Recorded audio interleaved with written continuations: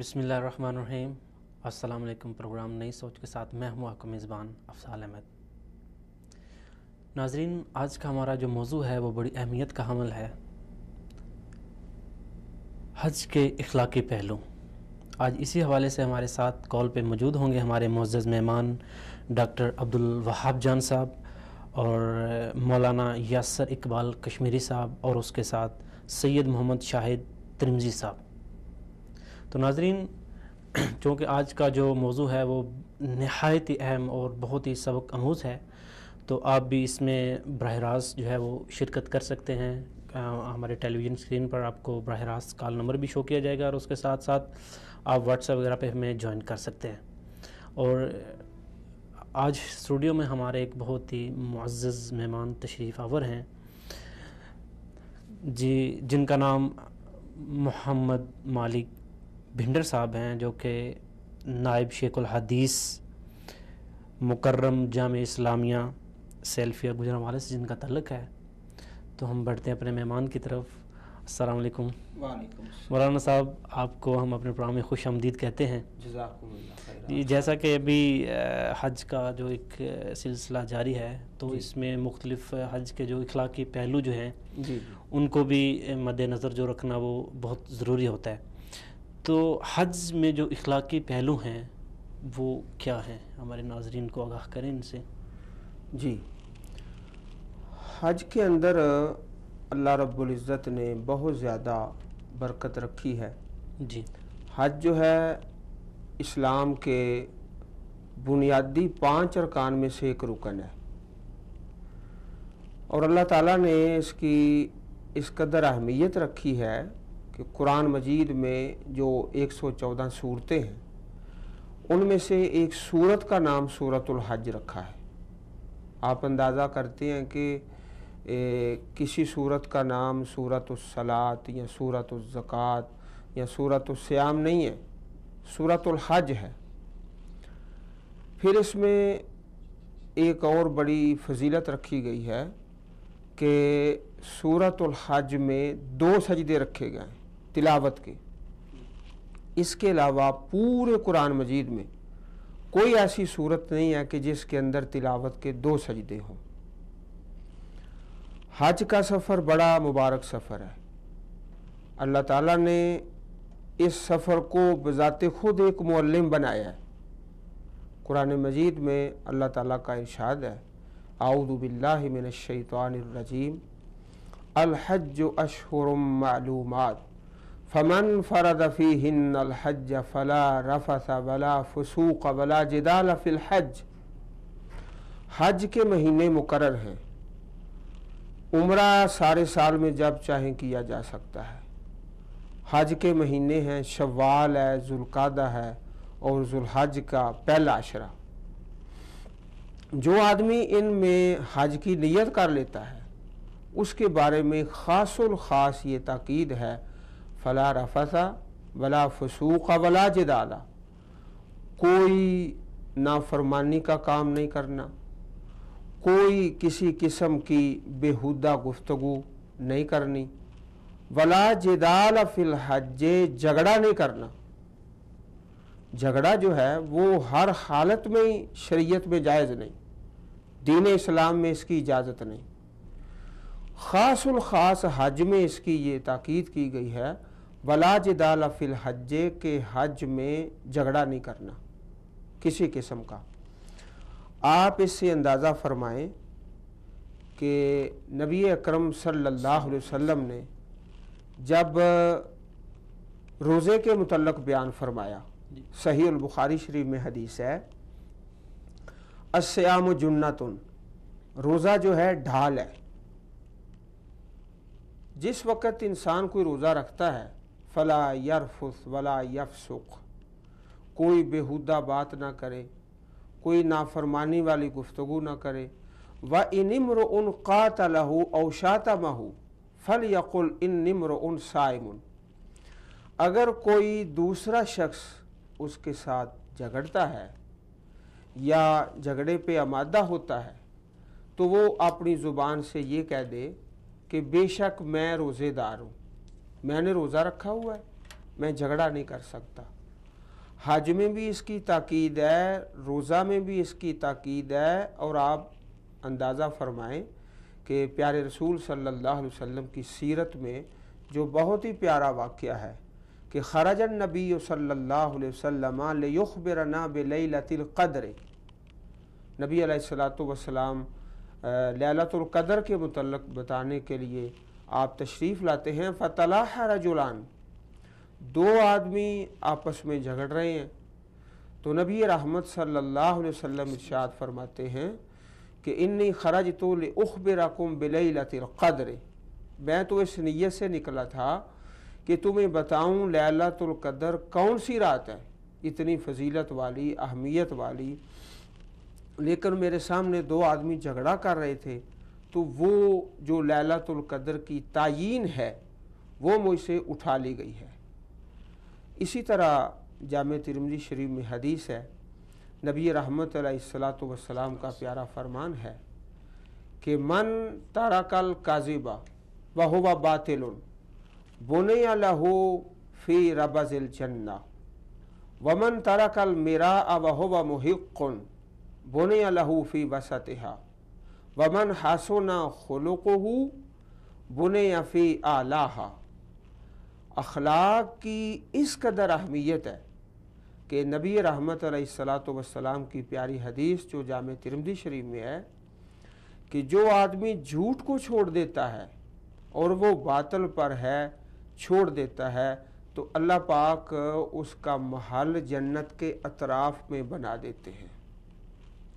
اسی حدیث پاک کا دوسرا حصہ کہ من ترک المراء، جو آدمی جھگڑا چھوڑ دیتا ہے حالانکہ وہ حق پر ہے لیکن کہتا ہے کہ میں جھگڑا نہیں کروں گا، بنی لہ فی اعلیہا فی ربض الجنۃ، اس کا جو مکان ہے اللہ پاک کی طرف سے وہ بنا دیا جاتا ہے فی وسطہا، جنت کے وسط میں۔ اور تیسرا جو آدمی ہے من حسن خلقہ، جس کے اخلاق اچھے ہیں، بنی لہ فی اعلیہا، اس کا جو مقام ہے اللہ کی طرف سے وہ جنت کے اعلیٰ درجوں میں بنا دیا جاتا ہے۔ تو آپ اندازہ فرمائیں کہ قرآن و سنت میں کس قدر اس بات کی اہمیت ہے کہ کوئی مسلمان کسی دوسرے مسلمان سے جھگڑا نہ کرے، اور اس کی جو واضح تر مثال ہے وہ حج میں نظر آتی ہے۔ حج میں کیا ہے؟ پوری دنیا کے مسلمان ہیں، کوئی کالے رنگ کا ہے، کوئی گورے رنگ کا ہے، کوئی عربی ہے، کوئی اجمی ہے، لیکن ہر ایک دوسرے سے محبت کر رہا ہے، ہر کوئی دوسرے سے الفت کرتا ہے، اور اس الفت اور محبت کا مظاہرہ پوری دنیا میں کیا جائے۔ جب ہم مسجد الحرام میں یا مسجد نبوی میں ہوتے ہیں حج کے سفر میں، تو اس وقت جو محبت کا مظاہرہ ہمارے سامنے آتا ہے، ہمیں چاہیے کہ اس اپنے اخلاقی رویے کو پوری دنیا میں پھیلائیں، حج سے یہ سبق حاصل کریں۔ اور اللہ رب العزت نے یہ خاص الخاص تاکید کی ہے، فلا رفث ولا فسوق ولا جدال، جھگڑا نہیں کرنا، کوئی نافرمانی نہیں کرنی۔ اب دیکھو کہ حرم شریف ہے، حرم شریف کے باہر بھی کسی آدمی کے ساتھ، مسلمان کے ساتھ جھگڑا کرنا جو ہے وہ ناجائز ہے، اور حرم پاک میں بالاولیٰ حرم شریف کا آپ اس بات سے اندازہ فرمائیں کہ کس قدر اللہ تعالیٰ نے اہمیت رکھی ہے۔ سورۃ الحج میں اللہ رب العزت کا ارشاد ہے وَمَن يُرِدْ فِيهِ بِإِلْحَادٍ بِظُلْمٍ نُذِقْهُ مِنْ عَذَابٍ علیم، کہ جو آدمی اس حرم پاک میں کسی غلط کام کا خیال بنا لیتا ہے، ہم اس کو عذاب علیم پہنچائیں گے، دردناک عذاب دیں گے۔ اب دوسرے مقامات میں یہ قانون ہے اللہ رب العزت کا کہ کسی آدمی نے نیکی کا ارادہ کیا، ایک نیکی لکھی جاتی ہے، جب وہ نیکی کرتا ہے تو 10 نیکیاں لکھی جاتی ہیں۔ گناہ کا جب ارادہ کرتا ہے گناہ نہیں لکھا جاتا، جب گناہ کرتا ہے تو ایک گناہ لکھا جاتا ہے، لیکن حرم شریف میں ایسا نہیں ہے۔ حرم شریف میں جو قانون ہے اللہ رب العزت کا وَمَن يُرِدْ فِيهِ بِإِلْحَادٍ، جو بھی کاجروی کا ارادہ کرتا ہے، اللہ اکبر، نُذِقْهُ مِنْ عَذَابٍ علیم، ہم اسے دردناک عذاب پہنچائیں گے۔ تو میری طرف سے یہ پیغام ہے کہ حج بذات خود ایک معلم ہے، جو اللہ رب العزت سبق دیتے ہیں، وہ اللہ کے بندے پوری دنیا کے کونے کونے سے حاضر ہوتے ہیں، وہ سبق حاصل کرتے ہیں، اور اسی سبق کو میں عرض کروں گا کہ پوری دنیا میں پھیلایا جائے۔ انشاءاللہ پوری دنیا جو ہے وہ امن اور سلامتی کا گہوارہ بن جائے۔ جی بالکل، جس میں اگر ہم اس حج میں اخلاقی پہلو کا اگر مکمل جائزہ لیا جائے جی جی تو اس سے ہمیں جو ہم باقی لوگ ہیں جو حج پہ نہیں آ سکتے جی اور جن کی خواہش ہوتی ہے لیکن کسی مجبوری کے تحت یا کسی اور وجہ سے وہ جو ہے یہاں نہیں آ سکتے، حج میں شریک نہیں ہو سکتے، تو آپ ان کے لیے کیا ایک میسج، جو اخلاقی پہلو جو ہیں حج کے، وہ ان کے لیے کیا پیغامات دیتے ہیں؟ ہاں جی، وَلِلَّهِ عَلَى النَّاسِ حِجُّ الْبَيْتِ مَنِ اسْتَطَاعَ إِلَيْهِ سَبِيلًا، جو صاحب استطاعت ہے، صاحب مال ہے، صاحب نصاب ہے، اس پر تو حج کرنا فرض ہے، لیکن جو صاحب مال نہیں، صاحب استطاعت نہیں، صاحب نصاب نہیں، اس کے لیے اس حج کے سفر میں بڑا سبق ہے کہ پوری دنیا کے مسلمان اکٹھے ہوتے ہیں، پھر وہ اپنے گھر میں بیٹھ کر اپنے ملک میں حج کا ثواب حاصل کر سکتا ہے۔ وہ کس طرح کہ پیارے رسول علیہ الصلوۃ والسلام کا پیارا فرمان ہے کہ من صلی الفجر فی جماعت ثم قعد فی مصلاہ یذکر اللہ حتی طلعت الشمس فیصلی رکعتین کانت لہ کاجر حجۃ و عمرۃ تامۃ تامۃ تامۃ۔ جامع ترمذی شریف میں حدیث ہے کہ جو آدمی نماز فجر باجماعت پڑھتا ہے، پھر اپنے مصلی پر بیٹھا ہے، باوضو اللہ کا ذکر کرتا ہے حتیٰ کہ سورج طلوع ہو جاتا ہے، جب سورج طلوع ہوتا ہے اس کے بعد پھر 2 رکعت نماز پڑھتا ہے، تو اللہ تعالیٰ اسے ایک حج اور ایک عمرہ کا ثواب عطا فرماتے ہیں۔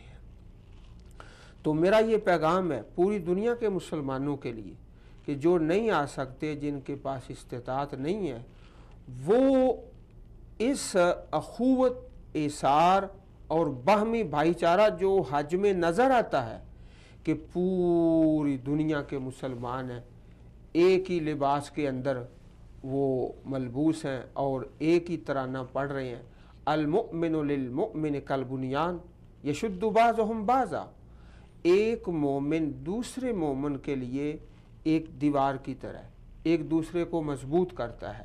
تو جو اخلاقی پہلو صبر کا اور باہمی محبت کا اور الفت کا اور ایثار کا اور قربانی کا اور بھائی چارے کا جو حج میں دیکھنے کو آتا ہے، تو ساری دنیا کے مسلمان ان تمام اخلاقی پہلوؤں کو اپنائیں اور اللہ کے فضل سے حج کے جو ثمرات ہیں وہ حاصل کر سکتے ہیں۔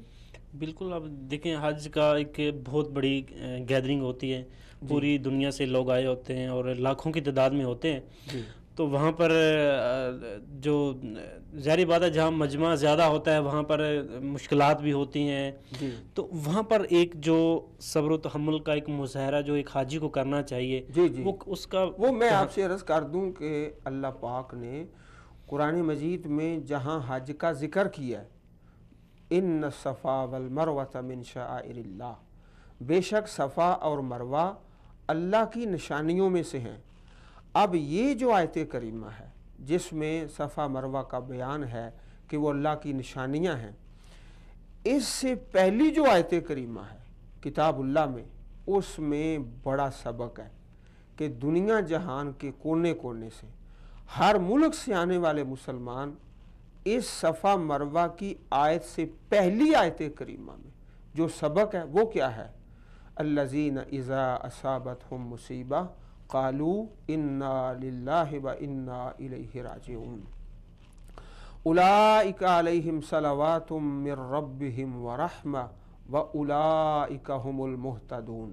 بے شک وہ اللہ کے بندے جب ان کو کوئی مصیبت آتی ہے، جب کوئی پریشانی آتی ہے، تو وہ کہتے ہیں انا للہ، بے شک ہم اللہ ہی کے لیے ہیں، وَإِنَّا إِلَيْهِ رَاجِعُونَ، اور بے شک ہم اللہ کی طرف پلٹ کر جانے والے ہیں۔ یہ جو آیت کریمہ ہے، اس سے آگے اولئک علیہم صلوات من ربہم ورحمہ واولئک هم المہتدون، انہی لوگوں پر اللہ پاک کی رحمت ہے اور یہی ہدایت والے ہیں۔ پہلے صبر کا حکم دیا، پھر ان کو ہدایت والے قرار دیا، ان پر رحمتوں کے نزول کا تذکرہ کیا، پھر اس کے بعد صفا مروہ کا ذکر کیا کہ حج میں جو آ رہا ہے وہ صبر کا دامن تھام کے رکھے۔ پہلے صبر کا بیان ہے، بعد میں حج کا بیان ہے، صفا مروہ کا، اور سارے سفر میں مثلا کتاب اللہ میں چھوٹی سی سورت مبارک ہے، بسم اللہ الرحمن الرحیم، والعصر ان الانسان لفی خسر الا الذین آمنوا وعملوا الصالحات وتواصوا بالحق وتواصوا بالصبر۔ قسم ہے عصر کی، بے شک انسان خسارے میں ہے، نقصان میں ہے۔ انسان خسارے میں ہے، نقصان میں ہے، سوائے ان لوگوں کے جن کے اندر چار چیزیں پائی جاتی ہیں، الا الذین آمنوا وعملوا الصالحات وتواصوا بالحق وتواصوا بالصبر۔ مگر وہ لوگ جو ایمان لائے اور جنہوں نے نیک عمل کیے، آپس میں ایک دوسرے کو حق کی تلقین کرتے رہے اور ایک دوسرے کو صبر کی تلقین کرتے رہے۔ چار چیزیں جن میں آ جائیں وہ کامیاب ہیں۔ تو یہ لازم ہے حج کے سفر میں، عمرہ کے سفر میں، طواف بیت اللہ میں، صفا مروہ کی سعی میں، عرفات میں، رمی جمرات میں اور مبیت مزدلفہ میں، ہر جگہ پانی پینے میں، ہر جگہ پر صبر کا مظاہرہ کرنا چاہیے۔ اور الحمدللہ اکثر مسلمان صبر کا مظاہرہ کرتے ہیں، اللہ کی توفیق سے ایک دوسرے کو ترجیح دیتے ہیں۔ لاکھوں کا مجمع ہے تو صبر کا مظاہرہ ہوتا ہے تو اللہ تعالیٰ اس کام کو بخیر و خوبی پایا تکمیل تک پہنچا دیتے ہیں۔ اسی طرح نبی رحمت صلی اللہ علیہ وسلم کا پیارا فرمان ہے، الطہور شطر الایمان، طہارت یہ ایمان کا حصہ ہے، والحمدللہ تملأ المیزان، والحمدللہ وسبحان اللہ تملأان او تملأ ما بین السماء والارض، کہ سبحان اللہ جب انسان پڑھتا ہے، الحمدللہ پڑھتا ہے، تو اس کے پڑھنے سے زمین و آسمان کے درمیان جو خلا ہے اللہ تعالیٰ نیکیوں سے بھر دیتا ہے۔ اور اس کے آگے کیا فرمایا، والصلاۃ نور، نماز نور ہے، والصدقۃ برہان، صدقہ دلیل ہے۔ جب انسان خیرات کرتا ہے تو یہ دلیل ہے اس بات کی کہ اس بندے کے دل میں ایمان موجود ہے۔ اور آگے کیا فرمایا، والصبر ضیاء، صبر ایک روشنی ہے۔ صبر کی روشنی میں انسان زندگی بسر کرے تو اس میں بڑی خیر ہے۔ تو حجاج کرام اللہ تعالیٰ ہر ایک کا سفر قبول فرمائے اور عمرے کے سفر کو مبارک بنائے، اور خیر و عافیت سے تمام مسلمان اپنے مناسک پورے کر کے اپنے گھروں کو پلٹیں، ہم یہ دعا کرتے ہیں۔ تو اس میں صبر کا دامن لازمی ہے۔ ہر جگہ پر اپنے سفر میں، مثلا ایک مسافر ہے ہوائی اڈے پر، اس کو انتظار کرنا پڑ جاتا ہے تو صبر کا مظاہرہ کرے، گاڑی کا انتظار ہے صبر کا مظاہرہ کرے، کھانے کا انتظار ہے صبر کا، ہر جگہ پر صبر کا دامن نہ چھوڑے، کیونکہ صبر کی اہمیت بہت زیادہ ہے دین اسلام میں۔ صحیح مسلم شریف میں حدیث ہے، پیارے رسول علیہ الصلوۃ والسلام کا پیارا فرمان ہے، عجبا لامر المومن، مومن کا معاملہ بڑا تعجب والا ہے، ان امرہ کلہ لہ خیر، اس کے ہر کام میں خیر ہے، ولیس ذلک لأحد الا للمومن، یہ صرف مومن کی ہی شان ہے، ان اصابتہ سراء شکر، اگر اس کو کوئی خوشی آتی ہے تو شکر کرتا ہے، فکان خیرا لہ، تو یہ اس کے لیے خیر والی بات ہے۔ آپ جانتے ہیں کہ جو شکر ہے وہ خیر والی بات ہے۔ وَإِنْ أَصَابَتْهُ ضَرَّاءُ، اگر اس کو کوئی تکلیف پہنچتی ہے، صبر، تو پھر صبر کرتا ہے فکان خیرن لہو، تو یہ اس کے لیے خیر ہے۔ صبر کی حالت میں بھی وہ ثواب کما لیتا ہے، اور تکلیف آتی ہے تو صبر کرتا ہے، خوشی آتی ہے تو شکر کرتا ہے، ہر حالت میں وہ ثواب کما لیتا ہے۔ اسی طرح پیارے پیغمبر صلی اللہ علیہ وسلم نے حضرت عبداللہ ابن عباس رضی اللہ تعالی عنہما ان کو نصیحتیں فرمائیں، 5 نصیحتیں۔ ان میں سے جب آپ نے خاص 5 نصیحتیں فرمائیں تو پہلی یہ نصیحت ہے احفظ اللہ یحفظک، تم اللہ تعالیٰ کی حفاظت کرو، اللہ تعالیٰ تمہاری حفاظت کرے گا۔ جی مولانا صاحب معذرت کے ساتھ ابھی ہمارے ساتھ کال پہ موجود ہیں حاجی ہیں محمد دلاور صاحب، جی ہم ان سے بات کرتے ہیں۔ جی جی السلام علیکم۔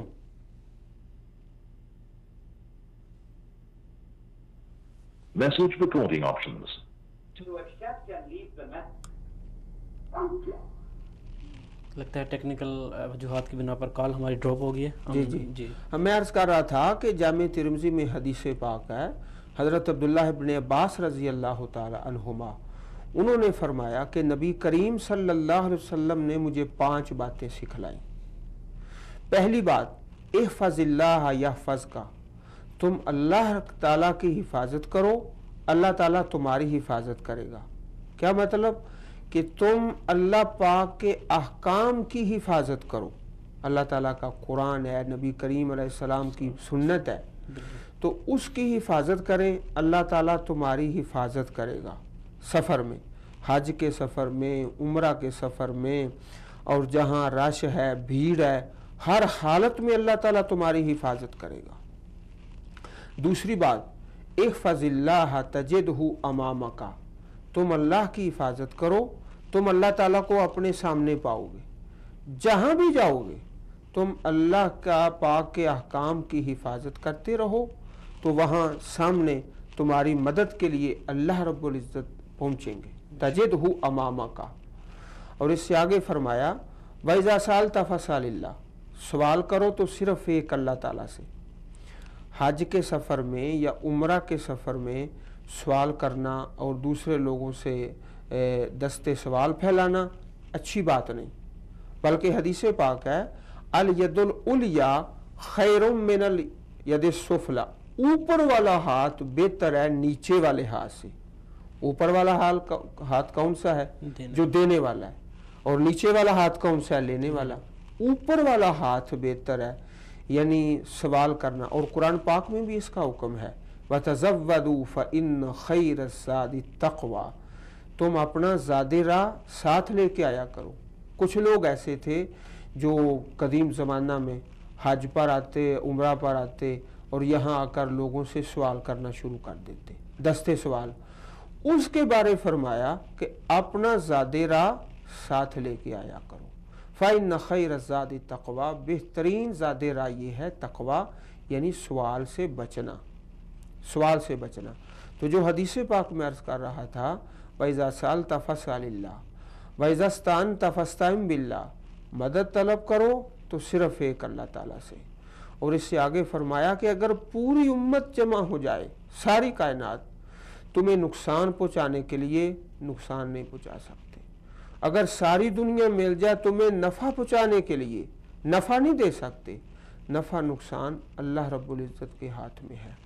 جب یہ 5 نصیحتیں فرمائی تو اس کے آخر میں ایک بڑی عمدہ بات، ویسے تو پاک پیغمبر علیہ السلام کی ایک ایک بات ہمارے لیے مشعل راہ ہے، فرمایا ان النصر مع الصبر، مدد جو ہے اللہ تعالیٰ کی وہ صبر کے ساتھ اترتی ہے۔ جب انسان صبر کرتا ہے تو اللہ رب العزت کی مدد اس کے ساتھ ہو جاتی ہے۔ اس حدیث پاک میں بھی یہی تلقین کی گئی کہ انسان جو ہے وہ صبر کا مظاہرہ کرے۔ آپ اندازہ فرمائیں کہ جامع ترمذی شریف میں حدیث رسول ہے صلی اللہ علیہ وسلم، صبر کے اہمیت اور اس کا جو پھل ہے اور اس کے جو فائدے ہیں دنیا آخرت میں، وہ اس حدیث پاک میں بیان ہوئے ہیں۔ فرمایا پیارے رسول علیہ السلام نے، رحمت دو عالم نے، اذا مات ولد العبد، جب کسی انسان کا بچہ فوت ہوتا ہے، بیٹا ہے بیٹی ہے فوت ہو گیا ہے، اللہ تعالیٰ اپنے فرشتوں سے سوال کرتے ہیں حل قبضتم ولد عبدی، تم نے میرے بندے کا بیٹا یا بیٹی اس کی روح قبض کی ہے؟ فیقولون نعم، وہ کہتے ہیں جی ہاں۔ پھر اللہ پاک دوسرا سوال کرتے ہیں حل قبضتم ثمرۃ فؤادہ، تم نے میرے بندے کے جگر کا ٹکڑا چھینا ہے؟ فیقولون نعم، تو فرشتے کہتے ہیں ہاں۔ تو اللہ پاک پھر سوال کر دیتے ہیں، حالانکہ خوب جانتے ہیں سوال کیا کرتے ہیں کہ میرے بندے نے کیا کہا تھا، ماذا قالا، تو اللہ تعالیٰ کے فرشتے پھر جواب دیتے ہیں حمد اللہ واسترجع، کہ اس نے اللہ کے بندے نے اللہ تعالیٰ کی تعریف کی ہے اور انا للہ پڑھا ہے۔ جی بالکل، ابھی یہاں پر ہمارے ساتھ دلاور صاحب سے رابطہ ہو گیا ہے۔ جی جی السلام علیکم۔ ہیلو دلاور Message صاحب، recording options. دلاور صاحب آپ ہمیں سن پا رہے ہیں؟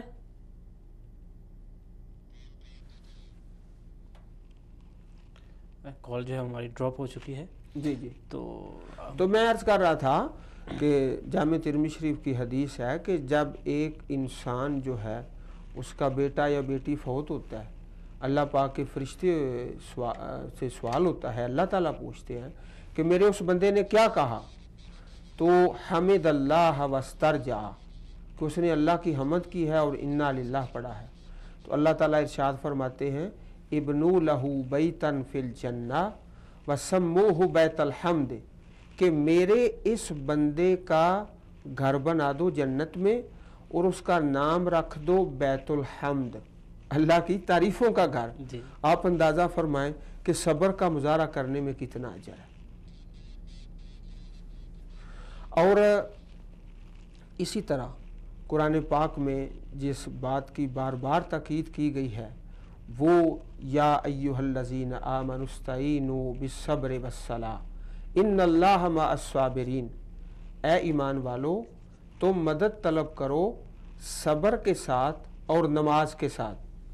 یہ دو ہتھیار ہیں مومن کے، ایک صبر اور دوسرا نماز۔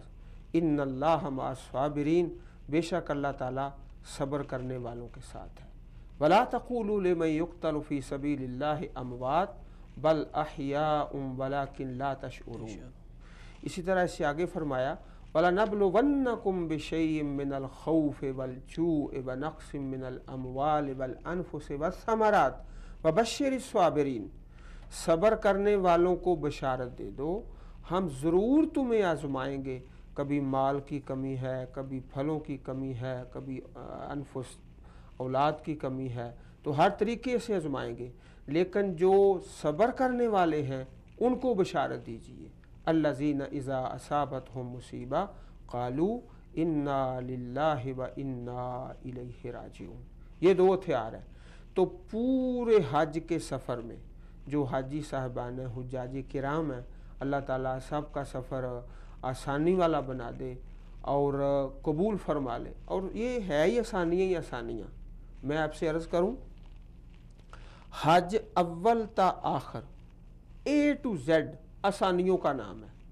مثلا حج کس پر فرض ہے؟ جو صاحب استطاعت ہے، جو صاحب مال ہے۔ اگر مال نہیں ہے، استطاعت نہیں ہے، تو اس پر حج فرض نہیں ہے۔ کتنی آسانی ہے۔ اسی طرح چلتے جائیں چلتے جائیں چلتے جائیں، سارا سفر جو ہے آخر میں جب انسان حج کے سفر کو مکمل کرتا ہے، واپس پلٹتا ہے، تو اس میں آخری جو اس نے عبادت کرنی ہے وہ طواف وداع ہے، الوداعی طواف۔ جی معذرت کے ساتھ جی ابھی ہمارے ساتھ حاجی محمد بلال صاحب ہیں۔ السلام علیکم۔ وعلیکم السلام۔ جی بلال صاحب، آپ کا بہت بہت شکریہ کہ آپ نے ہمارے پروگرام میں شرکت کی ہے۔ مہربانی مہربانی۔ جی جیسا کہ ابھی آپ کو پتہ ہے کہ حج میں تمام جو ہیں حج کے چونکہ بہت زیادہ لوگ ہوتے ہیں، لاکھوں کی تعداد میں لوگ ہوتے ہیں، تو وہاں پر جو ابھی آپ چونکہ آپ ابھی مکہ میں موجود ہیں، تو وہاں پر لوگ جو ہیں کافی تعداد میں ہیں، اور اس کے علاوہ بہت رش ہوتا ہے اور موسم بھی جو ہے بہت گرم ہے، تو اس کے باوجود بھی صبر و تحمل کا جو ایک مظاہرہ ہے اس کو آپ کیسے دیکھ رہے ہیں؟ نہیں بالکل اصل میں سب تعاون بھی اور انتظامات ان کے اچھے ہیں کافی، اس کی وجہ سے کافی جو خوشگوار ماحول ہے جی تو آپ کو ابھی سعودی گورنمنٹ کے جو انتظامات ہیں وہ کافی اچھے ہیں. جی جی تو آپ جو ہے یہاں پر جو وہاں آپ کے انتظامات ہیں وہ چونکہ جیسا کہ بقول آپ کہہ رہے ہیں کہ وہاں بہت اچھے ہیں، تو لوگوں کے تاثرات کیا ہیں آپس میں؟ جو ایک پیار محبت کا جو ایک سلسلہ شروع ہوا ہے، تو لوگ آپس میں کیسے، چونکہ پوری دنیا سے لوگ آئے ہوئے ہیں، ایک دوسرے کو جو ہے وہ جانتے نہیں، لیکن اس کے باوجود بھی ایک پیار محبت اور ایک اخلاق کا پہلو جو وہ نظر آ رہا ہے، تو آپ اس کو کس طرح دیکھ رہے ہیں؟ جی جی نہیں وہ تو واقعی میں محبت تو ہے واقعی میں، جو کہ بہت سے جن کی زبان نہیں آتی لیکن وہ جگہ بھی دیتے ہیں، دامن کافی احترام بھی کرتے ہیں ایک دوسرے کا. حالانکہ الگ الگ ملکوں سے آئے ہوئے سب الگ الگ زبان ہے سب کی، کافی ہے کہ ان میں قوت و بھائی چارہ ہے. جی تو آپ اپنا بتائیں، آپ جو ہیں آپ کو یہ سعادت نصیب حاصل ہوئی ہے، تو آپ جو ہیں آپ کی جو فیلنگز ہیں وہ کیا ہیں؟ الحمدللہ اللہ کا شکر ہے، کافی اچھا محسوس ہو رہا ہے. جی بالکل. اور اس کے ساتھ جو ہے یہاں پر آپ دیکھ رہے ہیں کہ پوری دنیا سے لوگ آئے ہیں، ایک دوسرے کو جانتے نہیں، لیکن اس کے باوجود بھی آپس میں پیار محبت اخلاق کا ایک جو دامن ہے وہ آپ کے سامنے ساری چیزیں دیکھ رہے ہیں. تو یہ ساری چیزیں آپ سامنے رکھتے ہوئے اپنے دوسرے جو بھائی ہیں ان کے لیے کیا میسج دینا چاہیں گے؟ بس دوسرے بھائی نے میسج یہ کہ آج کا جو ہے یہ مقدس فریضہ آئی ہے، اس میں یہ ہے کہ تھوڑی بہت تکالیف آتی ہے وہ برداشت کرنی چاہیے، باقی حکومت محبت رکھنی چاہیے ایک دوسرے سے، آدمی کا احترام کرنا چاہیے. جی عزت اور احترام جو ہے وہ بالکل ضروری ہے. جی بلال صاحب آپ کا بہت بہت شکریہ کہ آپ نے ہمارے پروگرام میں شرکت کی اور وہاں کے جو بھی حالات و واقعات ہیں ان سے ہمیں آگاہ کیا.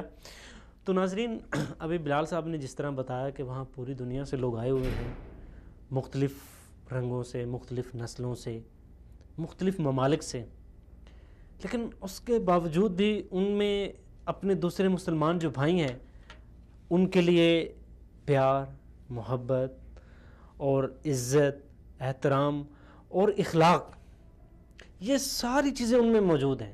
یہ مسلمان کی نشانی ہے. لاکھوں کی تعداد میں لوگ ہوتے ہیں لیکن پھر بھی جو ہے وہ، اور اگر آپ دیکھیں ٹمپریچر کے حساب سے دیکھیں تو وہاں کا جو ٹمپریچر ہے وہ آپ کو 40 سے اوپر ملے گا، مطلب 50-55 کے قریب ٹمپریچر ہوتا ہے. اور اس حالات میں جب اتنی زیادہ گرمی ہوتی ہے تو وہاں برداشت جو ہے وہ نارمل انسان جو ہے وہ اس کو کھو دیتا ہے. لیکن اللہ پاک کی یہ قدرت ہے اور مسلمان کی ایک نشانی ہے کہ وہ جہاں بھی جاتا ہے تحمل اور برداشت، حوصلہ اور یہ جو ایک اخلاقی پہلو ہے اس کو نہیں چھوڑتا. تو ناظرین گفتگو کا سلسلہ بھی جاری ہے، یہاں وقت ہوا ایک بریک کا، ملتے ہیں اس شارٹ بریک کے بعد.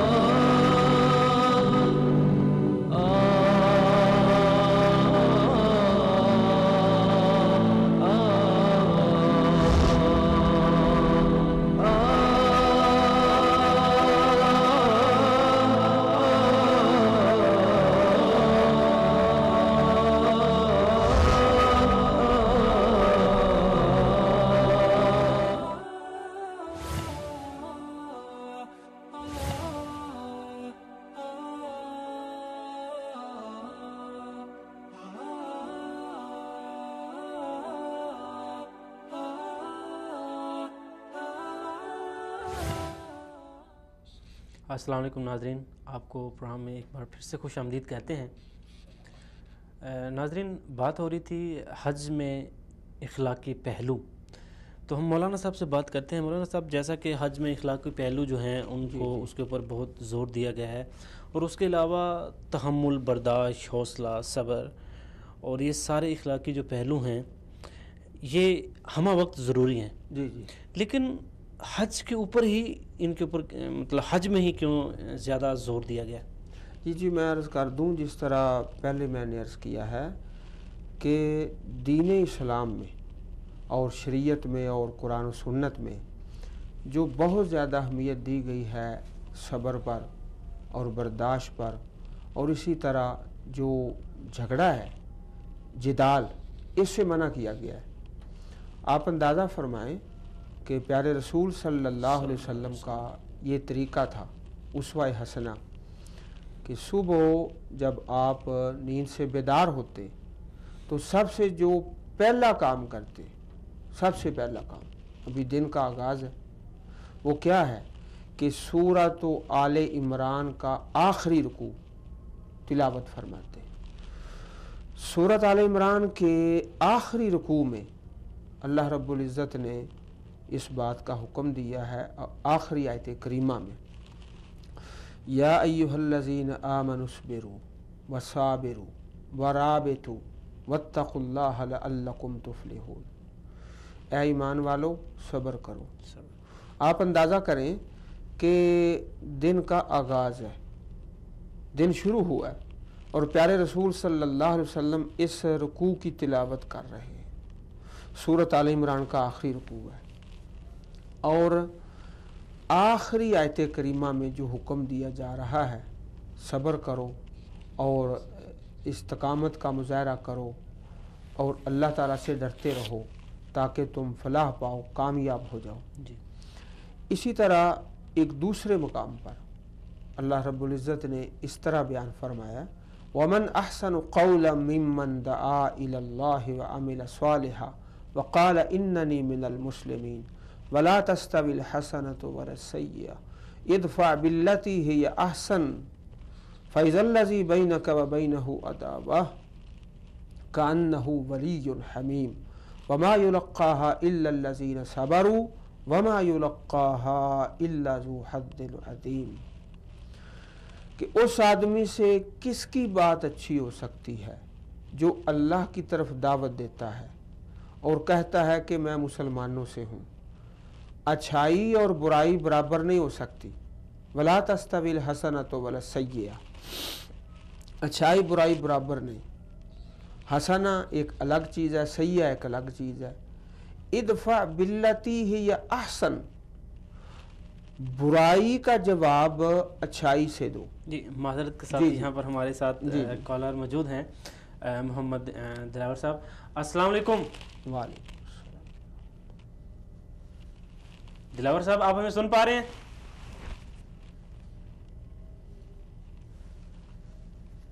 अस्सलाम वालेकुम। Message recording options. नाज़रीन, माज़रत के साथ यहाँ पर टेक्निकल वजूहात की बिना पर जो है वो कॉल ड्रॉप होगी। इंशाल्लाह जब भी हमारा दिलावर साहब से रब्ता होता है तो हम इंशाल्लाह उनसे पूछेंगे, क्योंकि वो भी मक्का में मौजूद हैं, तो वहाँ के जो हालात वाक़यात जो कि हाजियों के आपस में प्यार मोहब्बत और जो करंट सिचुएशन है वो सारी हम इंशाल्लाह उनसे लेंगे। तो मौलाना साहब, हम जी बात कर रहे थे कि वला तस्तविल हसनतु वलस्सय्यिअ, अच्छाई और बुराई बराबर नहीं। इदफ़ा बिल्लती हिय अहसन, बुराई का बदला अच्छाई से दो। ये दीन इस्लाम ने हमें सिखाया, कुरान ने हमें बतलाया, शरीयत ने हमें इसका दरस दिया। इसका फ़ायदा क्या होगा? फ़इज़ल्लज़ी बैनक व बैनहु अदावतुन कअन्नहु वलिय्युन हमीम, वो आदमी जिसके साथ आपकी अदावत है वो तुम्हारा गहरा दोस्त बन जाएगा। अब ज़रा एक वाक़या सुनिए। तफसीर में आयत करीमा की तफसीर में हज़रत अबू बकर सिद्दीक़ रज़ी अल्लाह ताला अन्हु आपका बड़ा ही प्यारा वाक़या मरवी है। आप खड़े, प्यारे रसूल अलैहिस्सलातु वस्सलाम भी खड़े हैं। एक आदमी जो अभी मुसलमान नहीं है वो जनाब अबू बकर सिद्दीक रज़ी अल्लाह ताला अन्हु को बुरा भला कहता है। आप खामोश हैं, प्यारे रसूल भी खामोश हैं, खड़े हैं। हत्ता कि जब कुछ अरसा गुजरा, हज़रत अबू बकर सिद्दीक रज़ी अल्लाह ताला अन्हु आपने भी उसका जवाब दिया, तो प्यारे रसूल सल्लल्लाहु अलैहि वसल्लम वहाँ से तशरीफ़ ले गए। हज़रत अबू बकर सिद्दीक रज़ी अल्लाह ताला अन्हु उन्होंने प्यारे रसूल अलैहिस्सलाम से मुलाकात की और पूछा कि अल्लाह के रसूल, जब वो ऐसी बदकलामी कर रहा था आप खड़े रहे, जब मैंने कुछ उसका जवाब दिया तो आप तशरीफ़ ले गए हैं, इसकी क्या वजह है? फरमाया कि उस वक़्त जब तुम खामोश थे, अल्लाह ताला के फ़रिश्ते उसका जवाब दे रहे थे, जब तुम बोले तो फ़रिश्ते तशरीफ़ ले गए, मैं भी वहाँ से चला गया। तो मकसद ये है अर्ज़ करने का कि अगर कोई इंसान गलत बोलता है तो हम उसके जवाब में अच्छा बोलेंगे। ये जो सफ़र है हज का और उम्रे का, इसमें ये मज़ाहर देखने में आते हैं। माशाल्लाह जो हुज्जाज किराम हैं वो ख़ुद इन बातों पर अमल करते हैं और ये सबक लेकर जाते हैं अल्लाह की तौफीक से। जैसे कि हदीस मुबारक में है, तरल मुमिनीना फ़ी तवाद्दिहिम व तआतुफ़िहिम व तराहुमिहिम कमसलिल जसद इज़ा इश्तका उज़्वुम मिन्हु तदाअ लहू साइरुल जसद बिस्सहर वल हुम्मा। आप देखेंगे मोमिनीन को आपस में मोहब्बत करने में, उल्फत में, एक दूसरे पर रहमत करने में एक जिस्म की तरह। जब जिस्म का एक हिस्सा जब उसको तकलीफ़ होती है तो सारा जिस्म बुखार में मुब्तला हो जाता है। इसी तरह मोमन की शान है दूसरे मोमन के लिए, और ये मज़ाहिर हज में नज़र आते हैं। अल्हम्दुलिल्लाह कि साल हर साल से अल्लाह पाक ने तौफीक दी है। हम देखते हैं कि हरमैन शरीफैन में मुसलमान जो सारी दुनिया से आए हुए हैं, मुख्तलिफ रंग है, ज़ुबान मुख्तलिफ है, बोली मुख्तलिफ है और इलाके मुख्तलिफ हैं, लेकिन बावजूद इसके आपस में, मैं आपको एक मिसाल देता हूँ कि दो भाई हैं, आपस में सगे भाई हैं, वो एक घर में रहते हैं तो बाज़ औक़ात उनका आपस में झगड़ा होता है, एक माँ बाप के बेटे हैं, और बाज़ औक़ात वो झगड़ा जो है वो शिद्दत इख्तियार कर जाता है, हैं दोनों भाई सगे। लेकिन हज में अल्लाह की तौफीक से एक कमरा है, उसमें मुख्तलिफ ज़हनों के लोग हैं, रैश पजीर हैं, आपस में मोहब्बत करते हैं, एक दूसरे को तरजीह देते हैं, और कुर्बानी का जज्बा, और जिस तरह के हज में एक अहम रुकन जो है वो कुर्बानी है, कुर्बानी का सबक लेकर हम यहाँ से जाते हैं। सारे मुसलमान जो पूरी दुनिया से आए हुए हैं कि नबी अकरम सल्लल्लाहु अलैहि वसल्लम ने ख़ुद भी कुर्बानी की है, और आप जानते हैं कि कुर्बानी का सिलसिला हज़रत इब्राहीम अलैहिस्सलाम से चला है।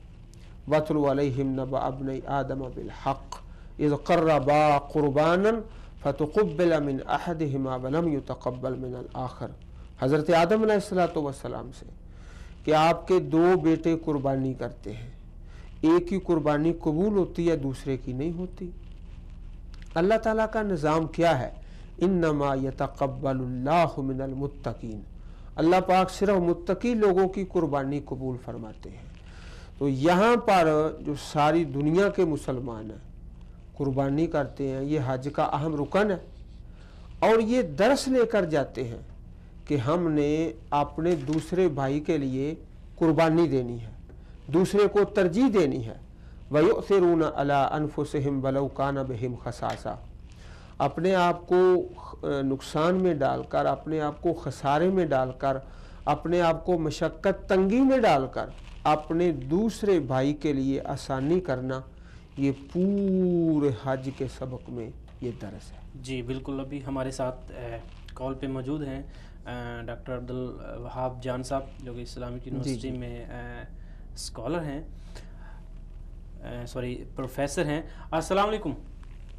اچھا ڈاکٹر صاحب، جیسا کہ ابھی ہمارا جو موضوع ہے حج کے اخلاقی پہلو، تو چونکہ حج ایک مشقت طلب جو ہے وہ کام ہے، اور اس میں جو ہے وہ پوری دنیا سے لوگ آئے ہوتے ہیں، مختلف رنگ و نسل، اور اس کے مختلف ملکوں سے آئے ہوتے ہیں، مزاج ان کے مختلف ہوتے ہیں. تو جب جہاں بھی کسی قسم کی گیدرنگ ہو تو وہاں پر جو ہے وہ کچھ خدشات بھی ہوتے ہیں. تو اگر یہ جو پورا حج کا ایک جو سیشن ہوتا ہے، اس میں اگر کوئی ایسا خدا نہ خواستہ کوئی کسی ناہموار جو غوار کوئی ہو جاتا ہے، کچھ جھگڑا لڑائی ہو جاتا ہے، تو اس میں ایک حاجی جو ہے اس کا کیا کردار ہونا چاہیے؟ جی بسم اللہ الرحمن الرحیم. جیسا کہ یہ حج جو ہے ایک فرائض میں سے ایک فریضہ ہے اور عبادت ہے جی. اور عبادت جو ہے یعنی ان سب کا جو ہے ایک غرض و غایت جو ہے یعنی ہوتا ہے، اور وہ ہے اخلاقیات. اب پورا دین جو ہے جس کی غرض و غایت وہ اخلاقیات ہی ہے، اخلاق ہی ہے. رسول کریم صلی اللہ علیہ وسلم جو ہے یعنی ان کی ذات گرامی وہ بھی مجسم اخلاق تھے، اور جو ہے یعنی اللہ تعالیٰ نے بھی فرمایا انک لعلی خلق عظیم. اور رسول کریم صلی اللہ علیہ وسلم کی جو ہے یعنی بعثت کا مقصد بھی انما بعثت لاتمم مکارم الاخلاق. اب یہ عبادات بھی جس طرح کی حج جو ہے ایک عظیم رکن، اب اس رکن کا اب آیت کریمہ جو حج کے بارے میں ہے کہ جب جو ہے یعنی اسی طرح من حج فلم یرفث ولم یفسق، جس طرح کہ حدیث میں آتا ہے کہ جس نے جو ہے یعنی حج کیا اور اس حج کے اندر جو ہے یعنی اس نے بدزبانی نہیں کی، اس نے کوئی گناہ نہیں کی، تو اس کی بھی جو ہے یعنی پھر ایک ثواب کا جو ہے ایک وعدہ کیا جاتا ہے. رسول کریم صلی اللہ علیہ وسلم نے فرمایا کہ ان کو ایک نئی زندگی، ایک جس کو نومولود کہتے ہیں، کیوم ولدت امہ. اب اس طرح جو ان کی جو اس کو کیا کہتے ہیں کہ جب اس طرح وعدے کی گئے ہیں، اس کو جو ثواب کا جو ہے یعنی بتایا جاتا ہے، تو اس کا مطلب ہے کہ جب اس طرح گیدرنگ ہو رہی ہے ایک مشقت والا عمل، تو اس میں ہر قسم کی جو ہے یعنی تکلیفی وہ جو ہے یعنی جو آپ کے دوست ہوتے ہیں، آپ کا جو ہم سفر ہوتے ہیں، جو آپ کے کمرے میں ہوتے ہیں، یا جو ہے منا میں یا عرفات میں یا مزدلفہ میں یا جمرات کی رمی کے وقت جو ہے یعنی ایسا وقت آ جاتا ہے، تو اس میں جو ہے یعنی یہ نا کہ آپ جو دوسروں کو ترجیح دینا ہوتا ہے. جب آپ دوسروں کو ترجیح دیں گے تو ان کی تکالیف ان کی طرف سے جب آئیں گے تو آپ اس کو برداشت کریں گے، تو ایک صبر کا جو ہے درس بھی ہے. تو اس وجہ سے جب وہ دوسروں کو ترجیح دیں گے اور آپ صبر کریں گے تو وہی جو ہے یعنی آپ کی بدزبانی بھی نہیں ہوگی، آپ سے گناہ بھی نہیں ہوگا، اور آپ جو وعدوں کے جو آپ کے لیے جو ہے یعنی بتائے گئے ہیں تو اس کے لیے جو ہے یعنی آپ اس کے مستحق بھی ہو جائیں گے. تو یہی جو ہے یعنی یہ نا کہ صبر کا جو ہے یعنی درس ہے اس مشقت والے سفر میں، اور جتنا جو ہے یعنی اس کے اندر مشقت برداشت کی جائے گی اس جو ہے یعنی آپ کے اجر و ثواب میں اضافہ ہو جائے گا. اگر آپ دوسروں کی تکلیف کو بھی برداشت کریں گے تو برداشت کا بھی جو ہے یعنی آپ کو جو ہے یعنی مل جائے گا. اگر آپ کسی کمزور کی مدد کریں گے، بوڑھے آپ کو مل جائیں گے، آپ کو جو ہے یعنی عورتیں مل جائیں گے، تو آپ ان کی مدد کریں گے. ایک تو آپ کا اپنا حج بھی ہو رہا ہے اور دوسروں کی مدد بھی کی جائے گی. تو ایک جو ہے یعنی اس کے اندر بہت سے اخلاقی پہلو جو ہے یعنی آپ کو نظر آئیں گے. دوسروں کی مدد بھی جو یہ ایک انتہائی جو ہے یعنی اہم ہے. اگر ہم دوسروں کی مدد بھی کریں گے اور اپنا حج بھی کریں گے تو یہ جو ہے نور علی نور بات ہوگی. آپ کا حج بھی ہو جائے گا اور اس طرح دوسروں کی مدد بھی ہو جائے گی.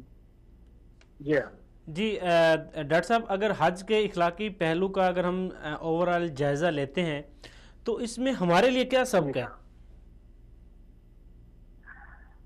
اس میں جو ہے یعنی یہ ہے نا کہ حج، ایک تو یہ ہے نا کہ حج کرنے سے پہلے ایک تو ہم یہ ہے نا کہ ایک رائے عامہ کی جو ہے یعنی اس کو ہموار کرے. اور اس میں جو ہے یہ ہے کہ یہ حج جو ہے یہ صرف جو ہے یعنی یہ نہیں کہ آپ عرفات کے میدان پہ جو ہے یہ ادھر جائیں اور یہ جو ہے اپنے آپ کو حاجی کہلائیں. ایک تو یہ ہے نا کہ یہ ایک درس ہے کہ ایک تو مساوات کا درس ہے کہ وہاں پر ایک ہی یعنی میں جس طرح کہ آپ نے فرمایا کہ ہر قسم کے رنگ والے آ جاتے ہیں، گورے بھی آ جاتے ہیں، کالے بھی آ جاتے ہیں، سونا رنگ والے بھی آ جاتے ہیں، ہر قسم کے رنگ والے آ جاتے ہیں، مختلف قد و قامت والے بھی آ جاتے ہیں، مختلف اشکال والے بھی آ جاتے ہیں۔ تو ایک جو ہے توحید کا ایک درس ہے کہ اس میں جو ہے یعنی دیکھیں ایک وحدت اور توحید، وحدانیت بھی امت کی جو ہے یعنی کہ ہماری بنیادیں حضرت آدم علیہ السلام، حضرت ابراہیم علیہ السلام ابو الانبیاء، اور وہاں پر جو ہے یعنی جو ہمسائی کرتے ہیں حضرت حاجر علیہ السلام، اور اس طرح حضرت ابراہیم اسماعیل علیہ السلام، اور یہ اور اس طرح عرفات کے میدان پہ یہ سارے اعمال جو ہے یہ ایک درس ہے کہ ہماری سب کی بنیادی جو ہے یعنی ایک ہی ہے، اور وہ ہے وحدانیت، ایک اللہ کی عبادت کرنا، اور اسی طرح جو ہے ہماری توحید، آپس میں جو ہے یعنی ایک امت کہ جو ہے یہ ایک ہی احرام میں سب ایک جو ہے برابر ہے، ایک ہی وقت جو ہے یعنی جو ہی یعنی طلوع آفتاب ہو جاتا ہے اور ہم وہاں پر پہنچ جاتے ہیں عرفات میں، اور غروب کے وقت جو ہے یعنی ہم وہاں سے نکل جاتے ہیں، ایک ہی ٹائم کے پابند، اور ایک ہی امام کے پیچھے، اور ایک ہی خطبہ، اور جو ہے یعنی ایک ہی میں ایک ہی انداز میں جو ہے یعنی ہم سارے، اور صرف یعنی تکبیر ہم کہتے ہیں، اور اللہ تعالیٰ کو جو ہے یعنی حاضر بنا کے لبیک اللہم لبیک کہہ کر جو ہے یعنی اللہ تعالیٰ ہی کی طرف متوجہ ہو کے وقوف عرفات کرتے ہیں۔ اور پھر اسی طرح جو ہے یعنی ہم جب آ جاتے ہیں ایک درس جو ہے یعنی مزدلفہ میں، مزدلفہ میں جو ہے یہ ہمیں بتایا گیا ہے کہ فَأَفَضْتُم مِّنْ عَرَفَةٍ فاذكروا الله عند المشعر الحرام۔ اچھا وہاں پر جو ہے یعنی ہمیں بتایا گیا ہے کہ آپ ذکر کریں گے، آپ ذکر کس طرح کریں گے؟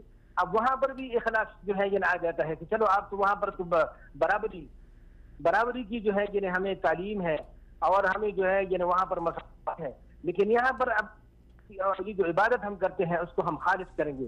فَاذْكُرُوا اللَّهَ كَذِكْرِكُمْ آبَاءَكُمْ أَوْ أَشَدَّ ذِكْرًا، یعنی آپ اللہ تعالیٰ کی ذکر کر دیں، اللہ اس طرح یاد کریں جس طرح کہ تم اپنے جو ہے یعنی آباء و اجداد کو یاد کرتے رہتے ہو۔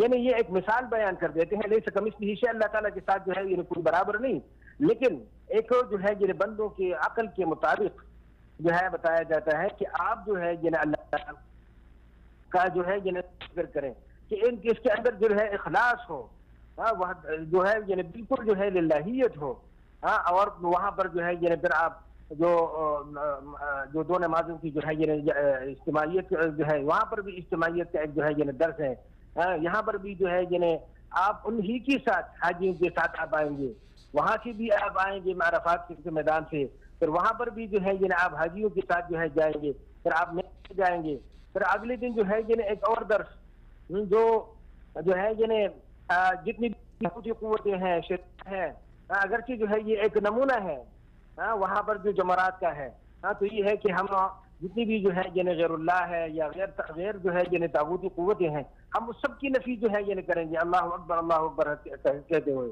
اور سب حاجی جو ہے یعنی برابری کہ ہم ایک ہی امت ہے، ایک ہی جو ہے ہماری وحدانیت ہے، اور ایک اللہ ہی کی عبادت کرتے ہیں، اور ہم تمام جتنی بھی جو ہے شیطانی قوتیں ہیں سب کے سامنے جو ہے ہم ایک ہی ہوں گے، ایک ہی قوت بن کر جو ہے جائیں گے۔ جی ڈاکٹر صاحب جو ہے یعنی ہمیں درس ہے۔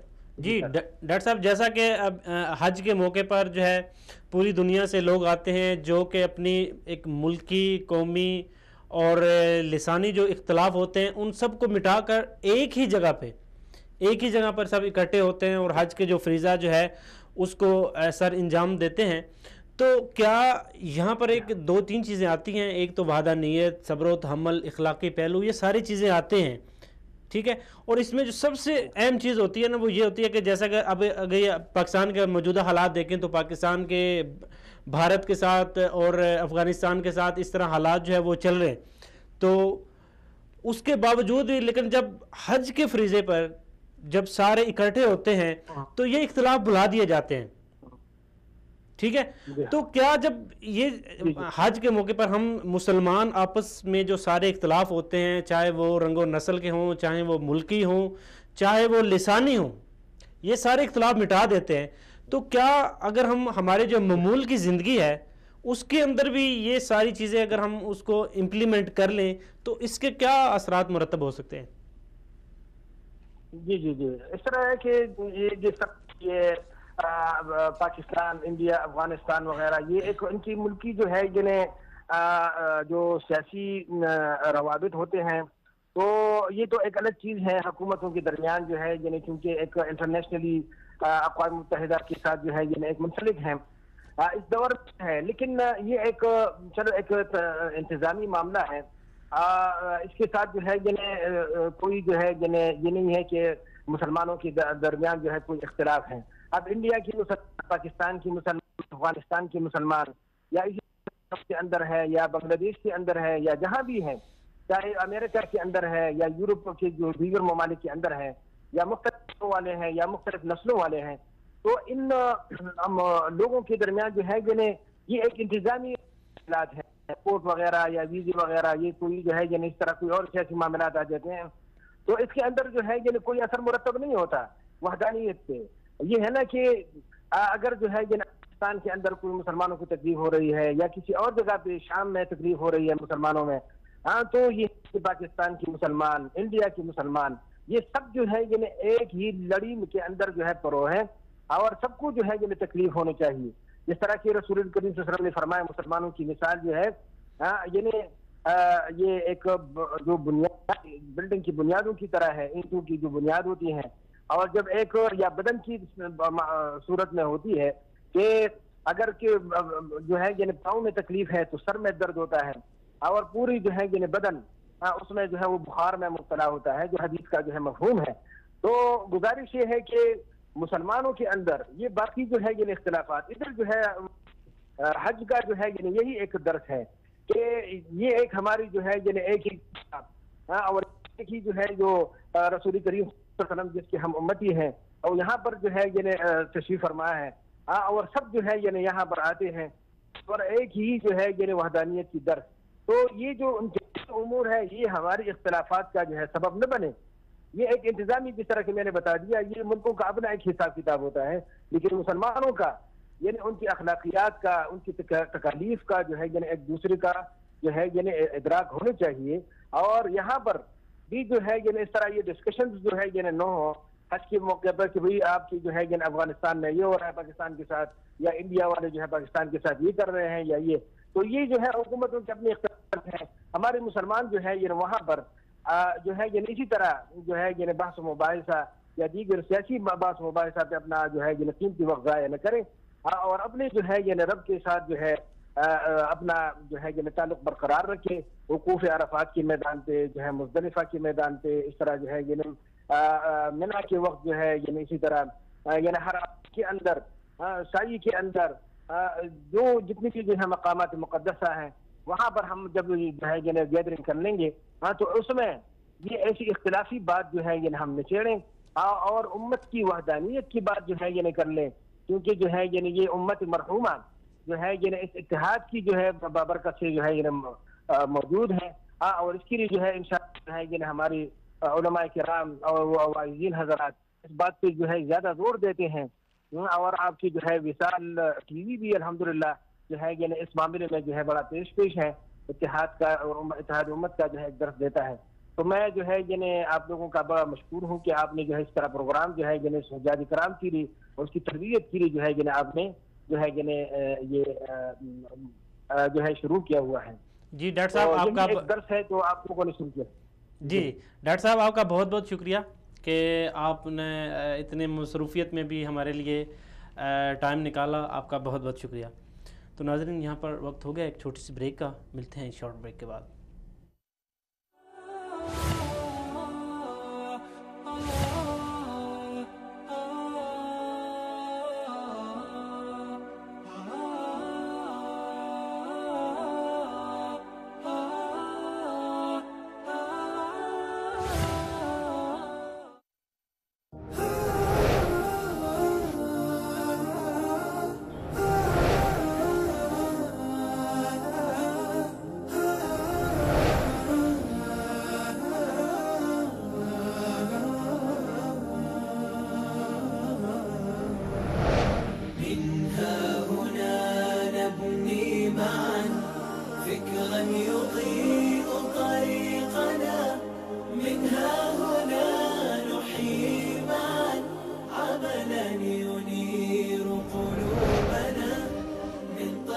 رسالة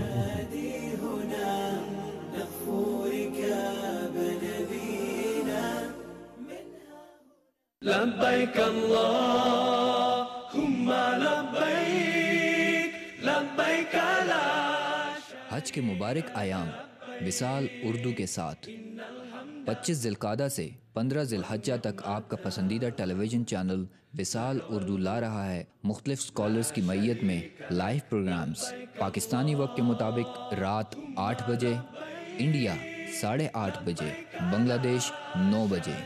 اسی طرح فضائل و مناقب حج و حجاج پر مشتمل 20 پروگرامات، تاریخ، فلسفہ و پیغام حج 50 پروگرامات، لا شریک لک، مسائل و احکام حج پر مشتمل 35 پروگرامز، قربانی کے مسائل، فضائل، احکام و پیغام کے حوالے سے 20 پروگرامز، مکہ و مدینہ کے تاریخی مقامات کی دلنشی عکس بندی کے ساتھ 20 پروگرامات، لبیک اللہم حرمین شریفین کی خدمات پر مشتمل مختصر مگر جامع انداز میں 30 خوبصورت ڈاکومنٹریز، مسجد الحرام کی تعمیر و توسیع پر مشتمل خوبصورت ڈاکومنٹریز، ملک فہد قرآن سینٹر مدینہ منورہ کی شبانہ روز قرآنی خدمات پر مشتمل ڈاکومنٹریز۔ اس کے علاوہ اور بہت کچھ صرف اور صرف وصال اردو پر دیکھنا نہ بھولیے۔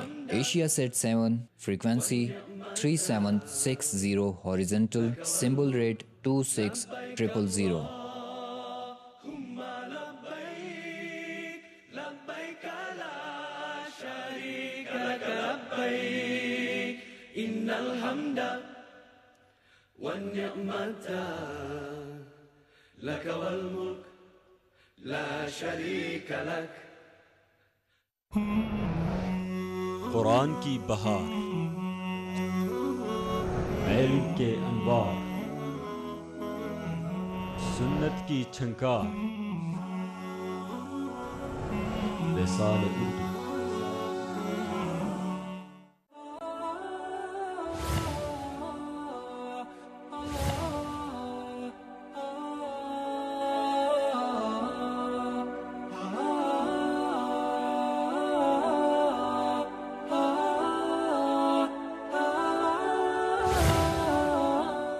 ناظرین، آپ کو ایک بار پھر سے خوش آمدید کہتے ہیں۔ ناظرین، بریک سے جانے سے پہلے ہماری بات جو ہے وہ ہو رہی تھی قومی اور اس کے رنگ و نسل اور یہ ساری چیزیں جو ہیں ہمارے یہ جو اختلاف ہیں یہ ان کا ایک تھوڑا سا پس منظر کہ ہم جب سارے مسلمان اکٹھے ہوتے ہیں، حج کے لیے جاتے ہیں، عمرہ کے لیے جاتے ہیں، تو وہاں پر جا کر ہم ان سب چیزوں کو بھلا دیتے ہیں۔ اس میں ہمیں صرف ایک ہی چیز ہوتی ہے، وہ ہم اپنی عبادت میں مشغول ہوتے ہیں، اور وہاں پر ہم یہ چیز نہیں دیکھتے کہ یہ جو لوگ ہیں یہ انڈیا سے ہیں، یہ افغانستان سے ہیں، یہ فلاں ملک سے ہیں، یہ فلاں ملک سے ہیں۔ وہاں پر صرف ایک چیز ہوتی ہے، کیا؟ مسلمان۔ اور وہاں پر ہم جو ہے الحمدللہ سارے مسلمان جو بھی جس کو بھی توفیق ہوتی ہے، جس کو بھی اللہ پاک کی اس کے اوپر رحمت ہوتی ہے، وہ جاتا ہے وہاں۔ تو وہاں سے آ کے ہمیں بیسیکلی یہ آپ کا جو ایک جسے آپ کہہ لیں کہ یہ ایک ایکسرسائز ہوتی ہے، آپ کی پریکٹیکل ایک ہوتا ہے کہ آپ اپنی عملی زندگی میں ایک پریکٹیکل جو ہے وہ کر رہے ہیں، اور آپ پیار، محبت اور یہ ساری چیزیں جو ہیں ان کو اپنے ذہنوں میں، اپنے اعمال میں سمیٹ کر لاتے ہیں، اور وہاں سے جب واپس آتے ہیں تو ہمارے ذہن میں ایک میسیج ہوتا ہے، ایک پیغام ہوتا ہے جو ہم نے دوسرے لوگوں تک پہنچانا ہوتا ہے۔ تو ناظرین، ابھی ہمارے ساتھ لائن پہ موجود ہیں مولانا یاسر اقبال کشمیری صاحب، جو مذہبی اسکالر ہیں۔ السلام علیکم۔ وعلیکم السلام ورحمۃ اللہ، کیا حال ہے بھائی؟ خیریت ہے؟ الحمدللہ یاسر صاحب ہم آپ کو اپنے پروگرام میں خوش آمدید کہتے ہیں۔ جی یاسر صاحب، حج جو ہے وہ جو ہمارا موضوع ہے وہ اخلاقی پہلو کو ہم اجاگر کر رہے ہیں، تو اس میں حضرت ابراہیم علیہ السلام کی بیش بہا قربانیاں ہیں، تو یہ ہم اس قربانیاں جو ہیں وہ ہمارے لیے اس میں کیا سبق ہے؟ ہمارے لیے اس میں یہ سبق ہے میرے بھائی، سب سے پہلے یہ ہے ابراہیم علیہ السلام کو اللہ تعالیٰ نے جب اولاد دی، سب سے پیاری اولاد اسماعیل علیہ السلام، تو انہوں نے اللہ کے حکم کے اوپر اس اپنی اولاد کو قربان کرنے کا مکمل مسلمان میں ارادہ کیا، اور اس کے لیے انہوں نے پورا اپنا جو قربانی کا جو طریقہ ہوتا ہے وہ انہوں نے اختیار کیا.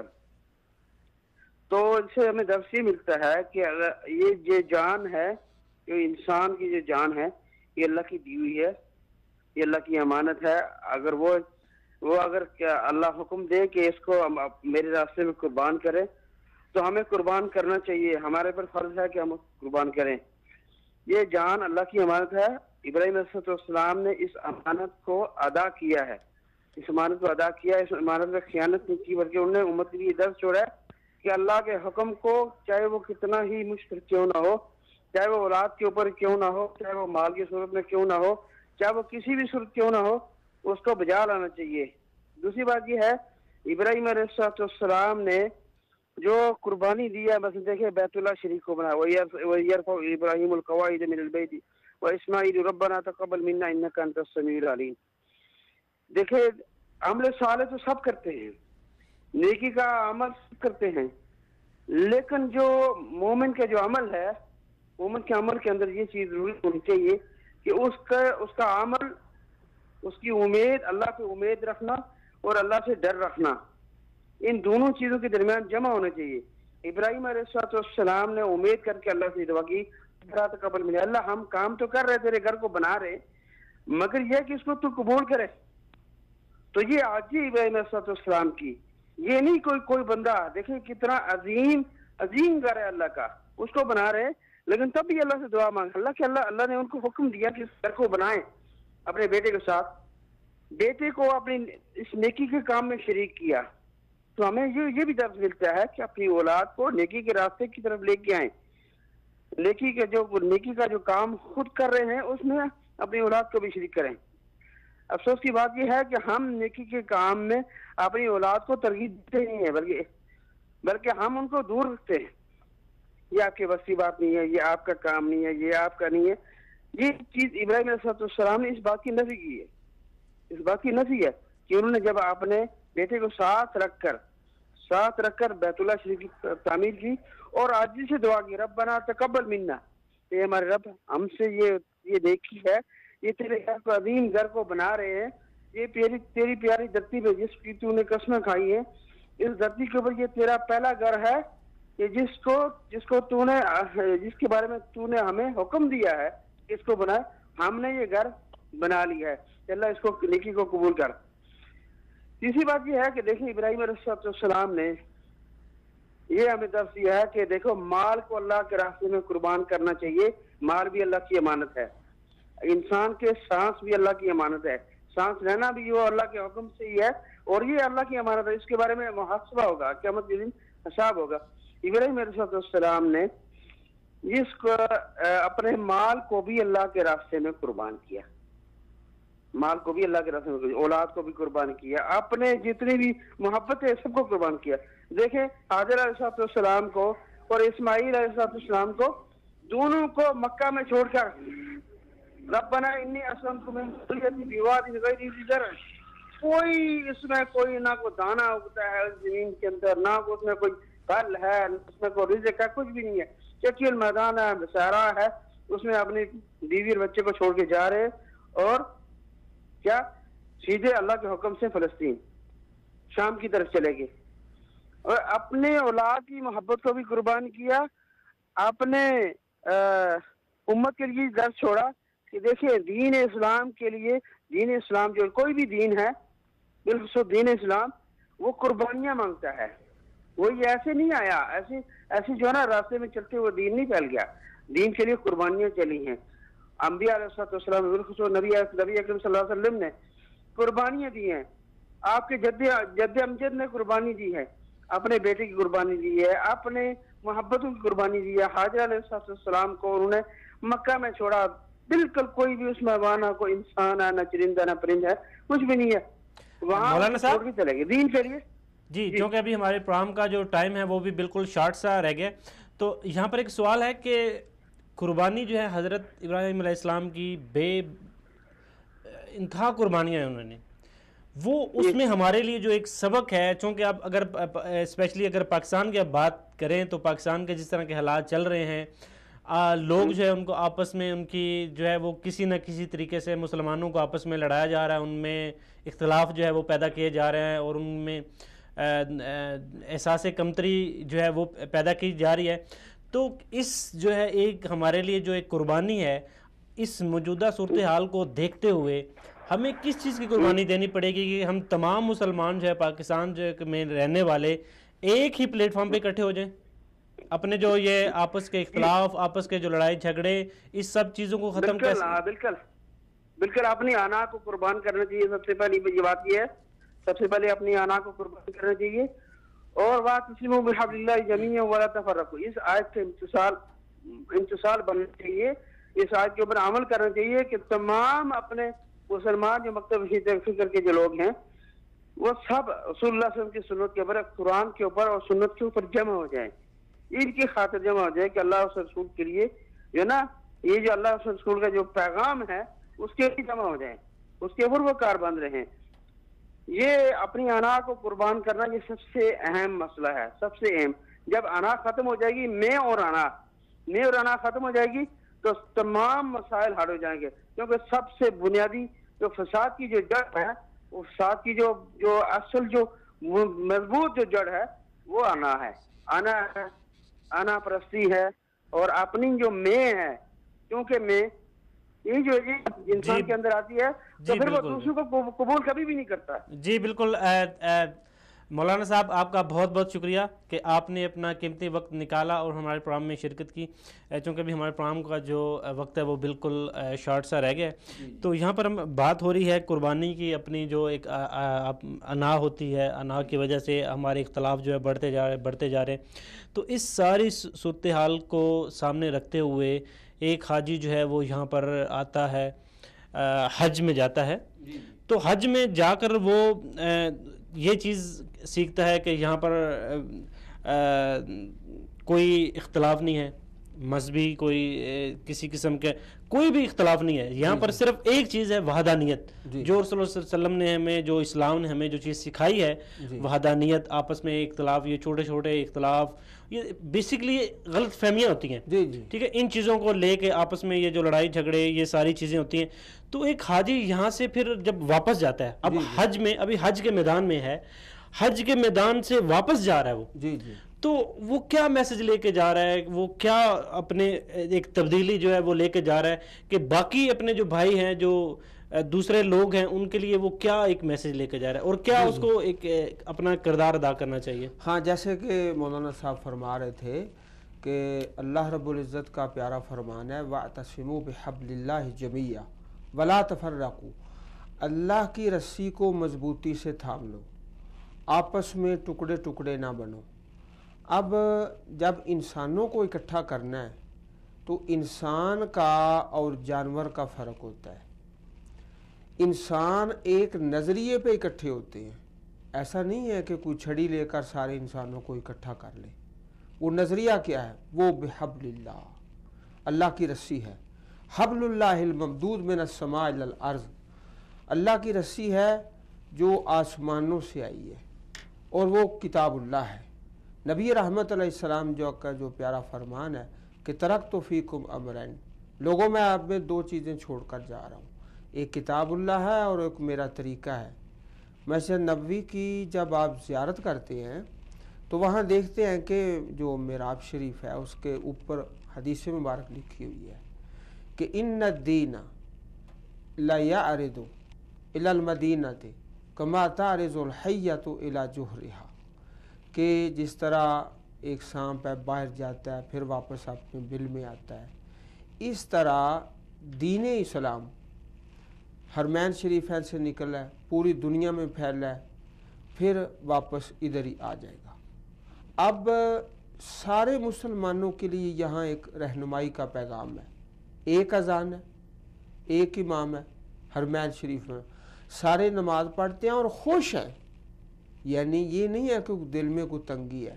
اور وہ نبی رحمت صلی اللہ علیہ وسلم کا جو پیارا خطبہ ہے، جو خطبہ حجۃ الوداع ہے، جس میں آپ نے ارشاد فرمایا کہ الا لا فضل لعربی علی اجمی ولا لاجمی علی عربی ولا لاسود علی احمر ولا لاحمر علی اسود، लोगों किसी अरबी को अजमी पर, किसी अजमी को अरबी पर कोई फजीलत नहीं, किसी काले को गोरे पर, किसी गोरे को काले पर कोई फजीलत नहीं। फजीलत किसके साथ है? इल्ला बित्तक़वा, मगर तकवा के साथ। तो सारी दुनिया के मुसलमान जिस तरह हज में बाहमी अखुवत है, महब्बत है और बर्दाश्त है और एक अजान है और एक इमाम है और सब मिलकर नमाज पढ़ रहे हैं, कोई वो सिलसिला नहीं है, तो इसी सिलसिले को पूरी दुनिया में कायम करें। तो इससे इंशाअल्लाह जो अल्लाह की किताब के साथ तमस्सुक है वो आ जाएगा और पूरी दुनिया के मुसलमान एक हो जाएंगे। आप देखते नहीं हैं कि इलाके मुख्तलिफ हैं, ज़ुबानें मुख्तलिफ हैं, रंग मुख्तलिफ हैं, मुल्क मुख्तलिफ हैं, लेकिन एक जगह पर इकट्ठे हैं और मोहब्बत से नमाज पढ़ रहे हैं, मोहब्बत से एक दूसरे की दावतें हो रही हैं। और ऐसा मुबारक सफ़र है कि जो आदमी हज का साथी है, चाहे दूसरे मुल्क का है, चंद लम्हे पास बैठा है, सारी उम्र उससे मोहब्बत कायम रहती है और उसके लिए दुआएं निकलती हैं। तो यही पैगाम है हज के सफ़र में कि जो नबी अलैहिस्सलातु वस्सलाम ने दिया है कि लोगों तुम सब एक हो। जी बिल्कुल मौलाना साहब, आपका बहुत बहुत शुक्रिया कि आपने अपना कीमती वक्त निकाला और हमारे प्रोग्राम में शिरकत की। इसी तरह डॉक्टर अब्दुल वहाब जान साहब, आपका भी बहुत बहुत शुक्रिया। मौलाना यासर इकबाल कश्मीरी साहब, आपका भी बहुत बहुत शुक्रिया। और मोहम्मद दिलावर साहब और मोहम्मद बिलाल साहब हमारे साथ थे। आप सब लोगों का बहुत बहुत शुक्रिया कि आपने अपना कीमती वक्त निकाला और हमारे प्रोग्राम में शिरकत की। नाजरीन, हज जो है उसमें इखलाकी जो पहलू हैं आज हमने उसके ऊपर बात की और इसमें जो एक मुख्तलिफ इसके जो इखलाकी पहलू हैं हमने उसके ऊपर बात की और उसका जायज़ा लिया। तो यहाँ पर एक चीज़ है कि पूरी दुनिया से लोग खाना काबा जाते हैं हज के लिए, उम्रे के लिए। वहाँ पर जाकर एक चीज़ ज़हन में रखते हैं कि यहाँ पर हम किसी मुल्क की नुमाइंदगी नहीं कर रहे, किसी कौम की किसी भी चीज़ की नुमाइंदगी नहीं कर रहे। यहाँ पर हम इबादत के लिए इकट्ठे हुए हैं और अपने सारे जो लड़ाई झगड़े इख्तलाफ सारी चीज़ों को ख़त्म करके एक प्लेटफार्म पे खड़े होते हैं।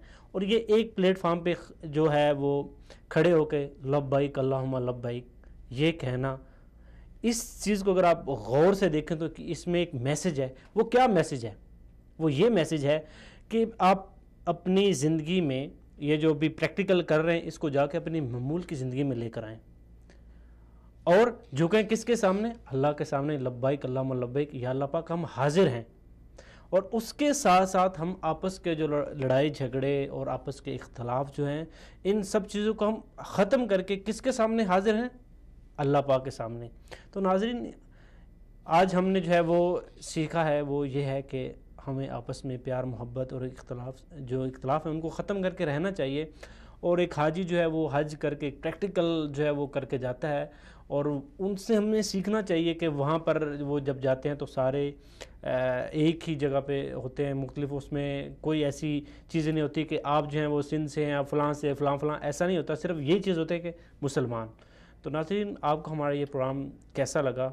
अपनी जो कीमती राय है वो हम तक ज़रूर पहुँचाएँ। इंशाअल्लाह मिलते हैं अगले प्रोग्राम में, तब तक के लिए अस्सलाम वालेकुम व रहमतुल्लाह।